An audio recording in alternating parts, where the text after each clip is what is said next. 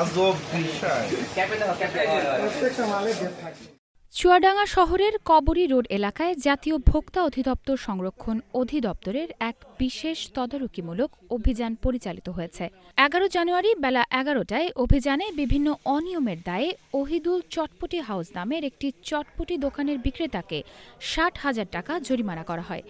পরিচালিত এই অভিযানে নেতৃত্ব দেন জাতীয় ভোক্তা অধিকার সংরক্ষণ অধিদপ্তর চুয়াডাঙ্গা জেলা কার্যালয়ের সহকারী পরিচালক মোহাম্মদ মামুনুল হাসান। শহরের কবরী রোড এলাকায় তদারকি করার সময় মেসার্স ওহিদুল চটপটি হাউস নামক প্রতিষ্ঠানে বেশ কিছু গুরুতর অনিয়ম পরিলক্ষিত হয়। এর মধ্যে ট্রেড লাইসেন্স ও স্বাস্থ্য সনদ নবায়ন না থাকা, অস্বাস্থ্যকর পরিবেশে বাসি চিকেন ফ্রাই সংরক্ষণ, মেয়াদোত্তীর্ণ দই বিক্রির অনিয়ম উল্লেখযোগ্য। ভোক্তা অধিকার সংরক্ষণ আইন ২০০৯-এর ৪৩ ধারায় অপরাধ স্বীকার করায় প্রতিষ্ঠানের স্বত্বাধিকারী ওহিদুল ইসলামকে ৬০,০০০ টাকা অর্থদণ্ড প্রদান করা হয়।